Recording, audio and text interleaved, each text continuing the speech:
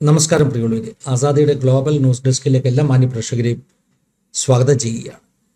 Pop Leo 14 ഒരു പ്രഖ്യാപനമാണ് ഇന്ന് നമ്മൾ വാർത്തയായി ആസാദിയുടെ പ്രേക്ഷകരിലേക്ക് എത്തിക്കുന്നത്. 2033 ഒരു പ്രത്യേകതയുണ്ട്. കർത്താവായ യേശുക്രിസ്തുവിൻ്റെ ക്രൂശീകരണത്തിൻ്റെ 2000 വർഷം തികയുന്ന ഒരു ജൂബിലി വർഷമാണ് ഈ 2033. യേശുവിൻ്റെ ക്രൂശീകരണ വർഷത്തെക്കുറിച്ച്, അതിൻ്റെ തീയതിയെക്കുറിച്ചൊക്കെ തർക്കങ്ങളുണ്ട്.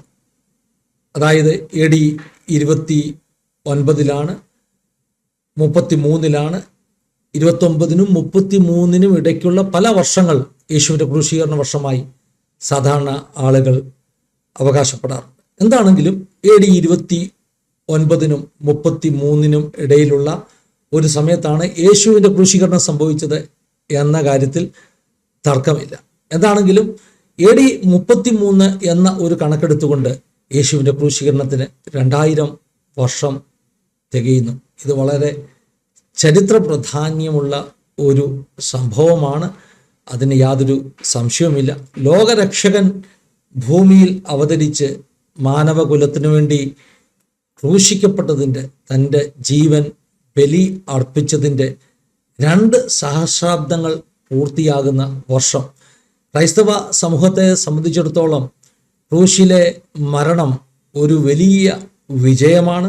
പാപത്തിൻ്റെ മേൽ, പൈശാചിക അന്ധകാര ശക്തികളുടെ മേൽ മരണത്തിലൂടെ ജയമെടുത്ത ഒരു വലിയ വിജയമാണ് ക്രൂശിലെ യേശുക്രിസ്തുവിൻ്റെ മരണം. ക്രൂശ് അതുകൊണ്ട് തന്നെ വിക്ടറിയുടെ, വിജയത്തിൻ്റെ ഒരു അടയാളമാണ്. അങ്ങനെ വരുമ്പോൾ 2000 വർഷം എന്ന് പറയുന്ന വലിയൊരു മൈൽ സ്റ്റോൺ വർഷം ഇതാ പൂർത്തീകരിക്കുവാൻ പോകുന്നു 2033 ആകുമ്പോൾ.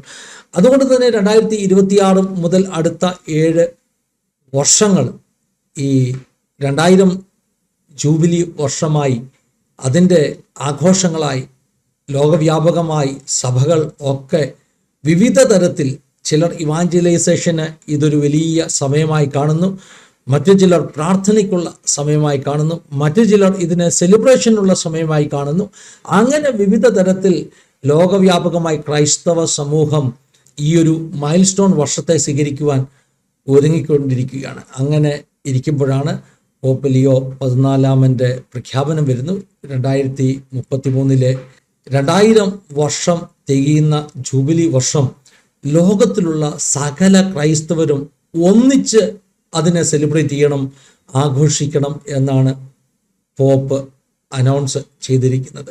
ഓരോ സഭാ സമൂഹങ്ങൾ വ്യത്യസ്തമായി ആഘോഷിക്കുക എന്നതിന് അപ്പുറമായി ഏകരക്ഷകനാകുന്ന, ലോകരക്ഷകനാകുന്ന യേശു ക്രിസ്തുവിൻ്റെ ആ ഒരു ക്രൂശുമരണത്തിൻ്റെ 2000ാമത് വർഷം എല്ലാ ക്രൈസ്തവ സമൂഹങ്ങളും ഒന്നിച്ച് ആഘോഷിക്കണമെന്നും, ആ സമയം ക്രൈസ്തവ സഭകൾ എല്ലാം ചേർന്ന് ജെറുസലേമിൽ ഒന്നിച്ച് കൂടി വരുന്നത് നല്ലതാണെന്നും ഒക്കെയാണ് ഈ ലിയോ 14 പ്രഖ്യാപിച്ചിരിക്കുന്നത്.